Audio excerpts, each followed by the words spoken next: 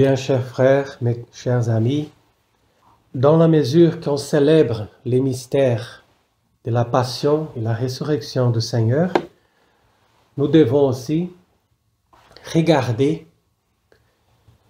à quel moment nous sommes et quel est notre rôle, quelle est notre participation aujourd'hui dans l'histoire. Donc c'est pour ça que je viens aujourd'hui ici pour faire cette conférence et montrer cette liaison entre ce que Jésus a souffert et ce que l'Église est en train de passer justement dans ce temps-là où nous sommes. Il y a déjà 5 ans, on a fait une conférence pour parler de la passion de l'Église. Donc normalement, c'est la clé d'interprétation non seulement mystique, mais aussi théologique, qui va nous faire comprendre d'une manière plus claire ce que nous sommes en train de vivre.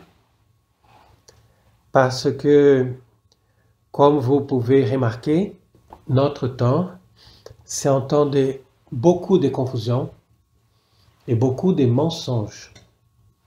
Donc il faut regarder la parole de Dieu et tous ces mystères pour qu'on puisse arriver jusqu'au bout dans notre mission et qu'on puisse faire la volonté de Dieu. Donc aujourd'hui, nous allons parler de ça et je commence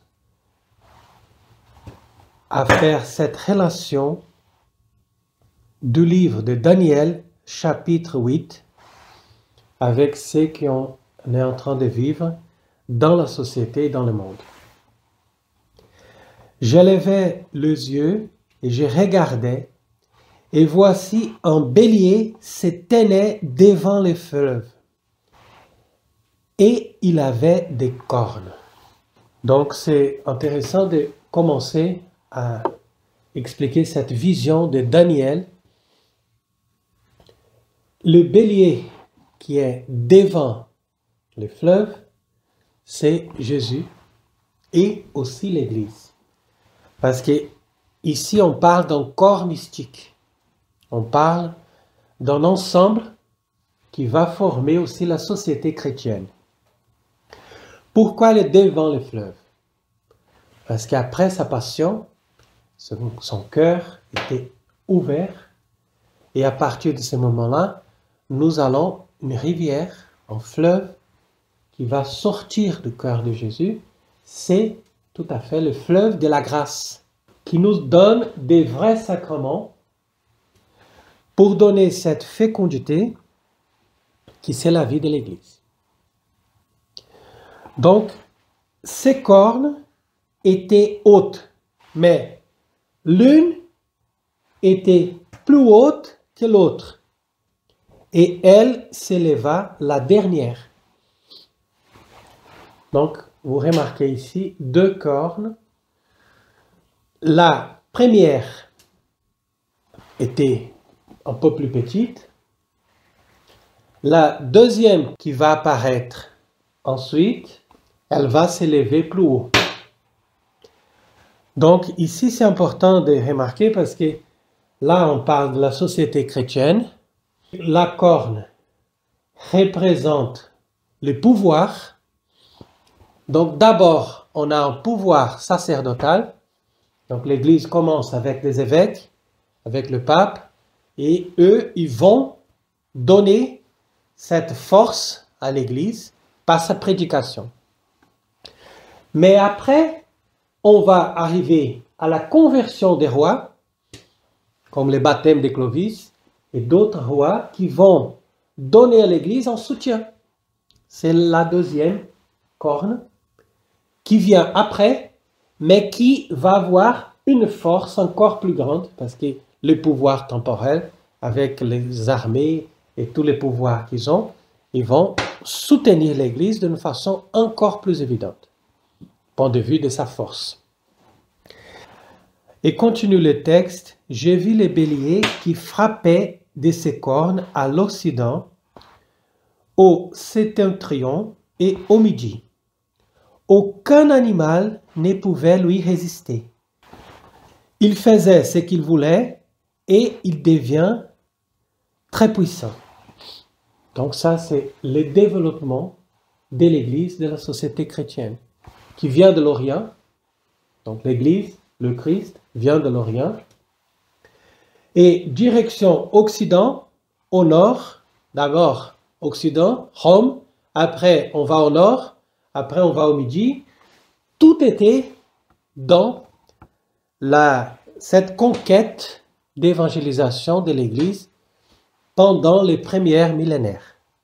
Comme je regardais attentivement, voici un bouc venait de l'Occident et parcourait toute la terre à sa surface sans la toucher. Donc ici, vous pouvez voir ce bouc, représentation de la franc-maçonnerie, tous les pouvoirs des sociétés secrètes et tous les pouvoirs qui sont contre le Christ, qui vont s'organiser dans l'Occident, d'abord au nord d'Europe et région ouest, plutôt Angleterre, et à partir de cet endroit-là, ils vont parcourir la terre sans la toucher. Ça veut dire, ils vont faire une propagande secrète.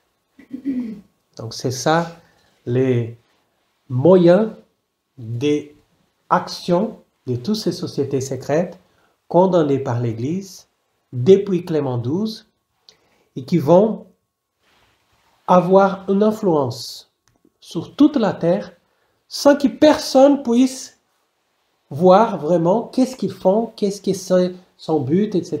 parce qu'ils vont faire toutes ces affaires d'une façon secrète. Et ces boucs avaient une grande corne entre les yeux. Donc ici, vous voyez bien que ces cornes représentent les pouvoirs du bouc, c'est-à-dire de cette corps mystique du diable, qui va commencer à frapper les béliers, c'est-à-dire la société chrétienne, l'Église, Jésus-Christ, tout cet ensemble, avec une seule corne, c'est-à-dire les pouvoirs d'argent. Donc ils vont commencer par les systèmes financiers et avec ce pouvoir de l'argent, et qu'ils vont commencer cette bataille. Il arriva jusqu'au bélier qui avait des cornes et que j'avais vu s'éteignant devant le fleuve. Et il courut sur lui dans toute sa fureur, et je l'ai vu qu'il s'approchait du bélier et s'irritait contre lui. Il frappa le bélier et lui brisa les deux cornes sans que le bélier eût la force de lui résister. Il les jeta par terre et il les foula. Et il n'y eut personne pour délivrer le bélier. Le bouc ne cessait de grandir, mais au sommet de sa puissance, sa grande corne se brisa. Et 4 grandes cornes s'élevèrent pour la remplacer aux 4 vents des cieux. De l'une des ailes sortit une petite corne qui s'agrandit beaucoup vers le midi, vers l'Orient et vers les plus beaux des pays. Donc il faut faire attention à ces textes, que c'est très intéressant, c'est une compréhension qui va se développer dans la mesure qu'on comprend l'histoire, parce qu'ici on parle de tous ces événements de l'histoire. Donc, on propose cette interprétation parce que c'est tout à fait conforme à ce qu'on regarde dans l'histoire du monde. Au bout d'un moment, le bélier sera vraiment jeté par terre. Donc, c'est à force de révolutions, d'abord le protestantisme et après toutes les révolutions, qui vont jeter la société chrétienne et l'Église par terre.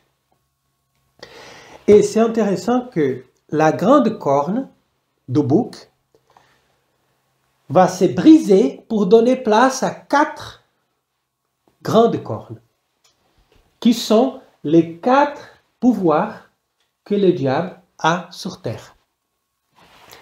Donc, le pouvoir financier qui va continuer d'une façon encore plus forte. Après, ils ont le pouvoir des fausses religions. Encore un autre pouvoir, qui c'est le pouvoir temporel, qui va venir par les révolutions. Donc on va briser toute la force de la corne du bélier, qui c'est le pouvoir temporel chrétien. Et le bouc va avoir un pouvoir temporel, qui c'est la république maçonnique installée dans tous les pays révolutionnaires. D'abord dans les pays protestants et après aussi dans les pays qui sont frappés par la révolution. Et on peut parler d'une révolution en singulier parce que c'est un seul mouvement. Ce n'est pas une revendication de quelqu'un dans un pays, non. C'est un seul mouvement qui va mener cette attaque contre les béliers, c'est-à-dire contre la société chrétienne. Donc, il va avoir ce pouvoir temporel aussi, et un 4e pouvoir, qui c'est le pouvoir des médias, le pouvoir d'information. Donc, le diable et les ennemis du Christ, ils vont travailler sur terre avec ces 4 sortes de pouvoirs qui sont représentés ici par des 4 cornes. Mais dans un corne, c'est-à-dire les cornes du pouvoir religieux, on va faire sortir une petite corne qui va s'agrandir beaucoup vers le midi, vers l'Orient et vers les plus beaux des pays. Donc cette petite corne représente tout à fait la force de l'infiltration dans l'Église catholique, qui va nous donner un travail vers l'Orient, vers les Midi et vers les plus beaux des pays, c'est-à-dire Rome. Et en arrivant à Rome, cette société secrète infiltrée dans l'Église va faire un travail encore plus sale et plus méchant que les autres cornes. Elle s'éleva jusqu'à l'armée des cieux, et elle fit tomber à terre une partie de cette armée et des étoiles. Donc ici, nous parlons des évêques, parce que l'armée des cieux, les étoiles représentent soit les anges, soit les évêques. Donc c'est toujours ça, ce que j'explique ici, c'est basé dans la logique que les pères de l'Église utilisent pour interpréter les Écritures. Donc vous voyez, tous les pères de l'Église, ils ont toujours cette vision d'interprétation, et nous pouvons constater par ce qu'on connaît de l'histoire qu'effectivement, cette petite corne, c'est-à-dire ce pouvoir occulte dans l'Église, infiltré, va faire tomber par terre une partie de cette armée des étoiles. Parce qu'à partir de ce moment-là, beaucoup d'évêques vont travailler pour faire une nouvelle Église. Et c'est pour ça qu'ils ont réussi à élire Jean XXIII et aussi de faire Vatican II. Donc c'est une affaire de cette petite corne. Et elle les piétina. Elle grandit même jusqu'au chef de l'armée. Vous voyez, le chef de l'armée, c'est le pape. Le sacrifice perpétuel fut retiré à celui-ci, et les fondations de son lieu saint furent renversées. Donc c'est clair et net. Nous pouvons constater les fondations du lieu saint, c'est-à-dire de l'Église catholique, sont complètement renversées à partir du Vatican II. Le chef de l'armée est mort, c'est-à-dire ils ont tué Pie XII d'une façon très discrète pour mettre en place un imposteur qui va commencer à faire cette révolution, qui va donner aussi la place à Paul VI, qui va aussi retirer le sacrifice perpétuel, parce qu'il va remplacer la vraie messe catholique, qui c'est un sacrifice perpétuel, c'est pas un sacrifice depuis Jésus-Christ, mais depuis le début du monde. Parce que tous les sacrifices, depuis le début du monde, ils étaient en vue de sept sacrifices que Jésus-Christ, notre Seigneur, aurait fait sur la croix. Et qui après serait la Sainte Messe célébrée par l'Église dans le monde entier.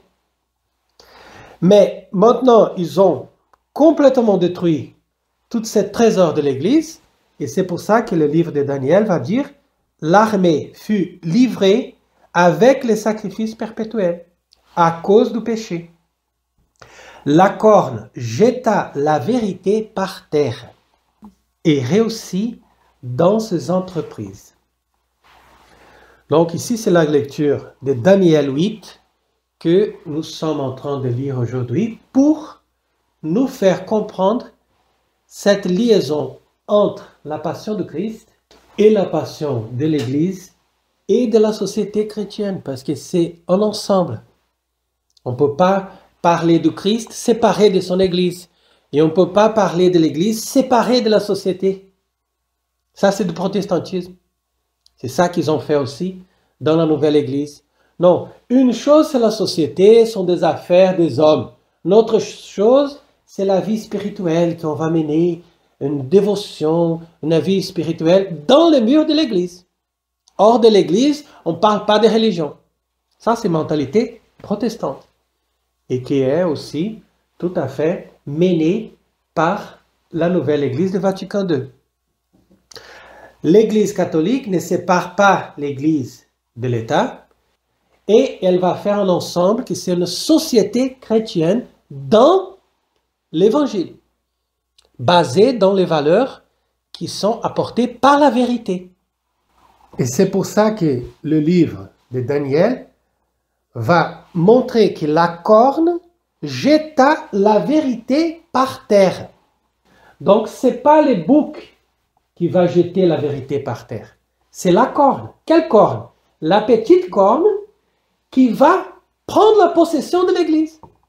Parce que c'est cette petite corne qui va prendre possession de l'Église catholique, c'est-à-dire de son structure, du Vatican, et qui va prendre la vérité, parce que la vérité est là.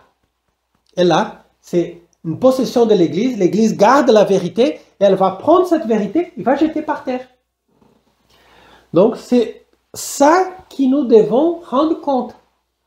Parce que c'est une affaire très subtile, très bien pensée et programmée, mais qui se présente comme claire et évident 60 ans après, quand nous sommes en train de voir toutes ces conséquences et nous sommes en train de voir aussi cette nouvel ordre qui s'installe à cause du pouvoir du bouc, c'est-à-dire du pouvoir des ennemis de Jésus-Christ, vrai Dieu et vrai homme. Donc pourquoi ils ont tué Jésus-Christ? Il a dit, je suis le Fils de Dieu. Donc lui, dès qu'il dit, la vérité c'est celle-là, comme ils n'ont pas accepté cette révélation, donc ils ont mis Jésus sur la croix. Aujourd'hui, c'est pareil. C'est la vérité de l'Église catholique qui va contre la société de Lucifer. Et c'est pour ça qu'ils ont frappé de toute façon, de toute manière possible, les sociétés et l'Église catholique jusqu'au bout.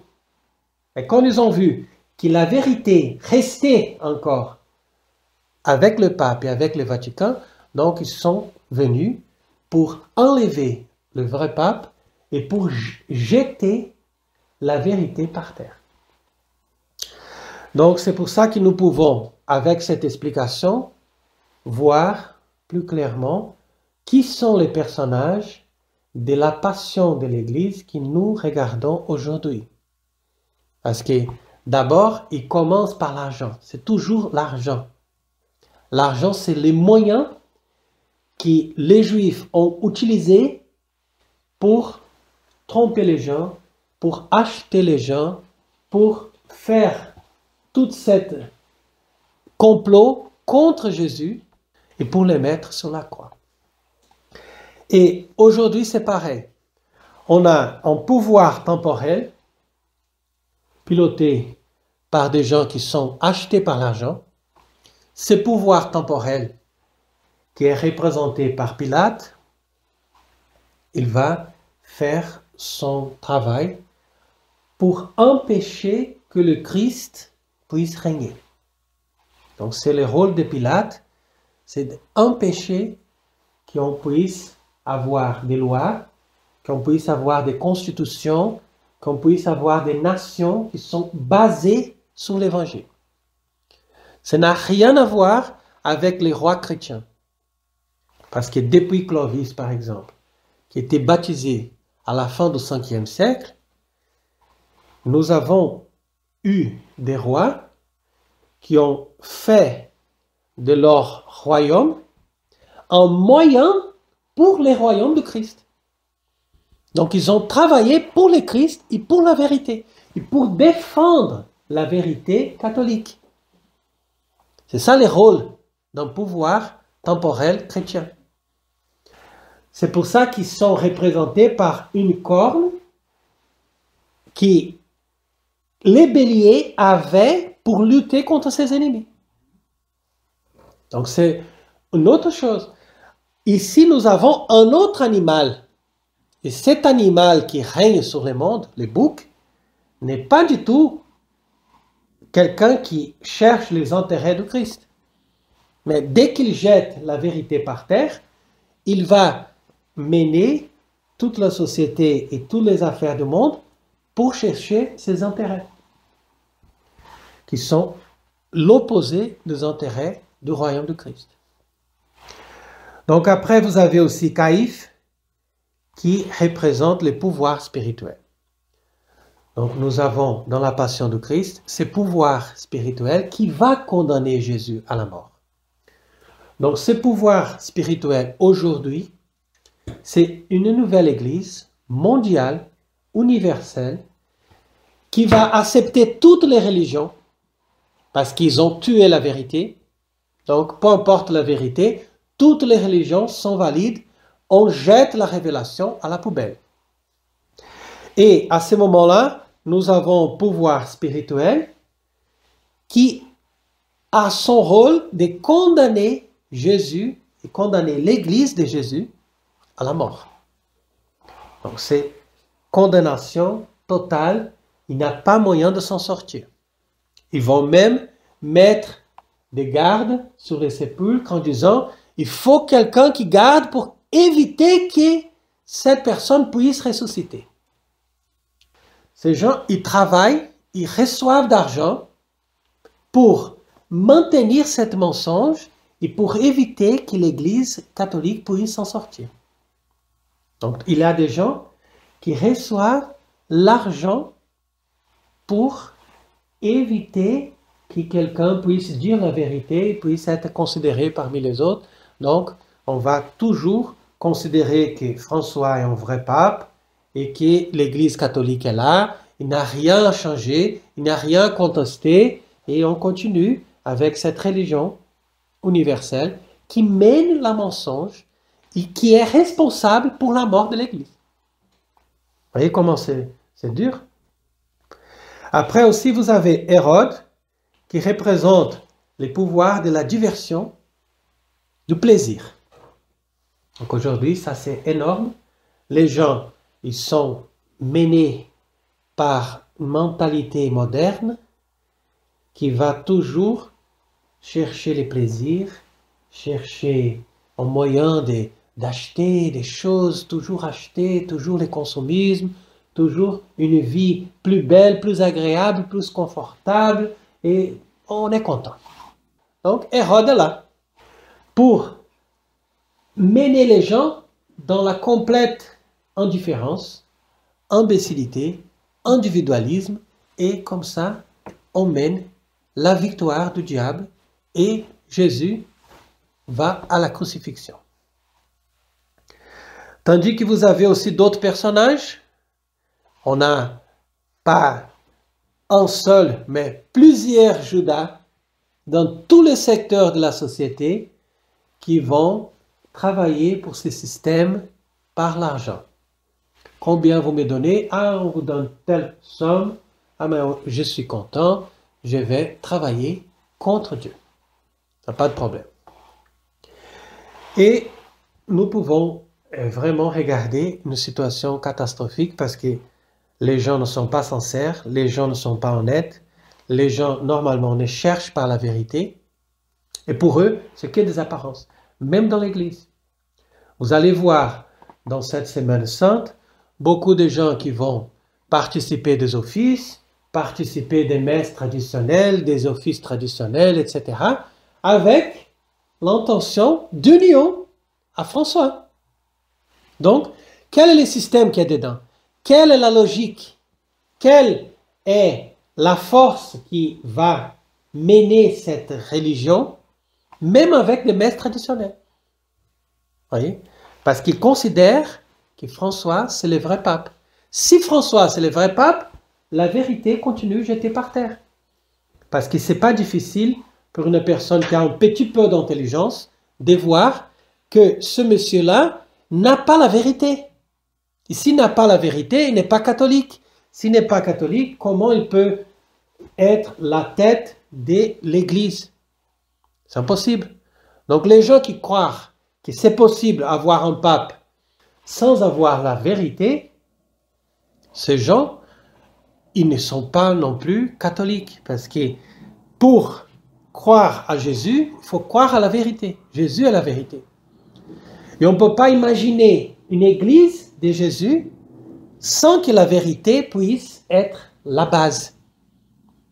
Donc la base de l'église de Vatican II, ce n'est pas la vérité. La base de l'église de Vatican II, c'est les compromis avec le monde. Et la base de l'église catholique est toujours la vérité. C'est pour ça que l'église a souffert. C'est pour ça qu'on a eu des martyrs. C'est pour ça que toujours dans l'histoire, on était bloqué. Parce que le mensonge et la vérité sont toujours opposés et sont toujours en train de se battre. Et nous pouvons représenter, selon la vision de Sainte Françoise Romaine, l'argent comme mammon, donc le pouvoir temporel mené par les démons qui s'appellent mammon, qui est celui qui pilote le pouvoir de l'argent, le pouvoir financier aussi. Toutes les fausses religions qui sont aujourd'hui pilotées par la grande secte de François sont commandées par un démon qui s'appelle Belzébuth. Donc Belzébuth, c'est le prince des démons qui pilote toutes les fausses religions, même si elles ont une petite hérésie comme le gallicanisme. Le gallicanisme enseigne le pape, c'est celui qui est à Rome, peu importe s'il prêche la vérité ou pas. Gallicanisme. Donc, qui pilote ça? Belzébuth. Après, l'impureté, les plaisirs, les diversions, Disney, toutes les choses que vous avez aujourd'hui pour entretenir les gens, c'est piloté par un démon qui s'appelle Asmodée. Asmodée, c'est le démon qui va faire les possibles pour enlever les personnes de son but. Et c'est le salut et l'amour de Dieu. Donc, dès que les personnes sont prises par ce consumisme, par cette curiosité, par cet esprit de plaisir et de diversion, ils vont oublier la vérité, ils vont s'en occuper d'autres affaires et les choses de Dieu vont rester complètement abandonnées. Donc c'est pour ça que nous devons faire attention parce que le démon, il y a toujours une stratégie pour prendre celui-là, pour prendre celui d'autre. Écoutez, je vais vous convaincre de telle fausse doctrine, ou sinon je vais vous convaincre de telle réalité, ou je vais essayer de vous tenter par tel chemin. Donc c'est toujours ça. Soit il nous prend par les vices, soit il nous prend par les erreurs.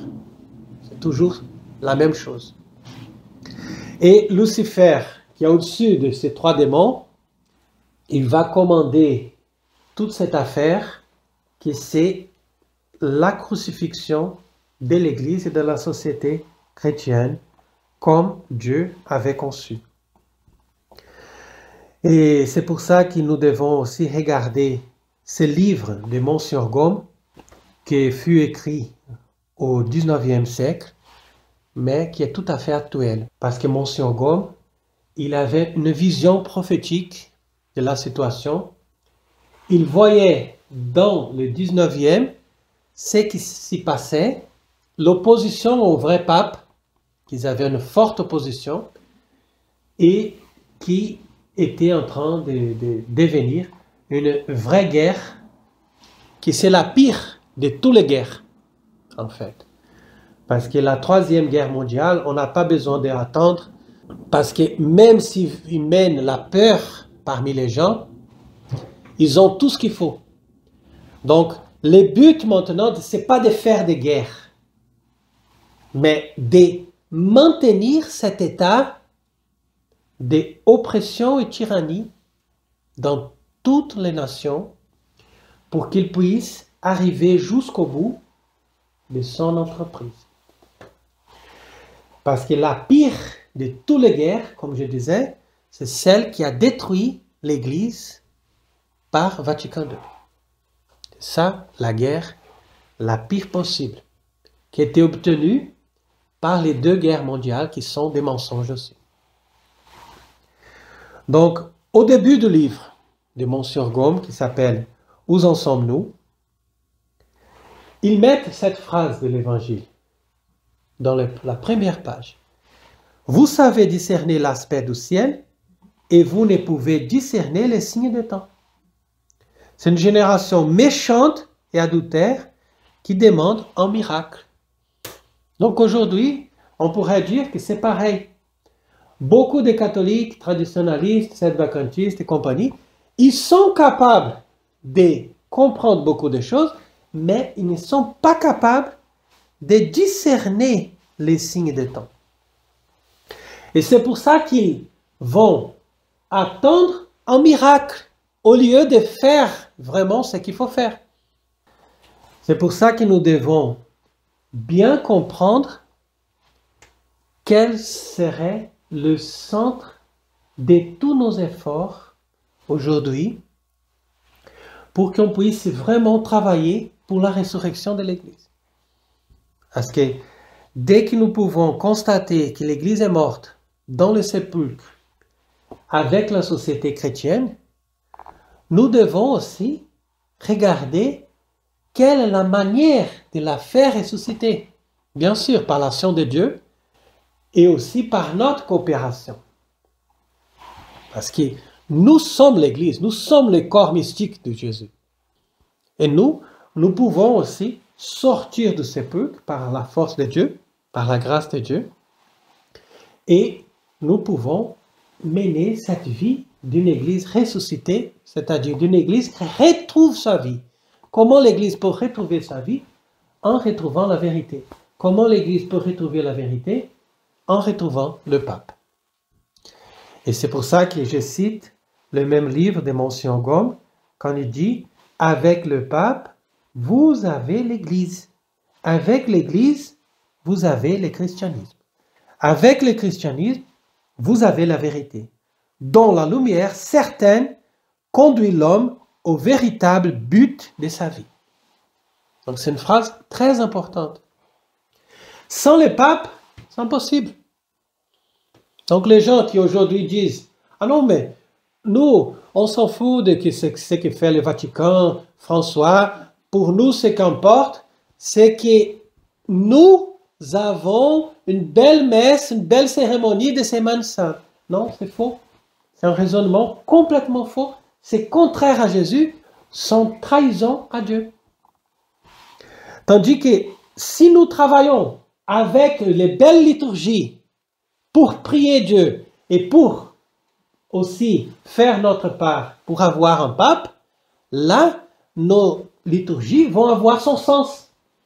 Parce qu'aujourd'hui, dès qu'on célèbre la messe d'une manière légitime, nous devons faire que cette messe puisse collaborer pour la venue d'un pape.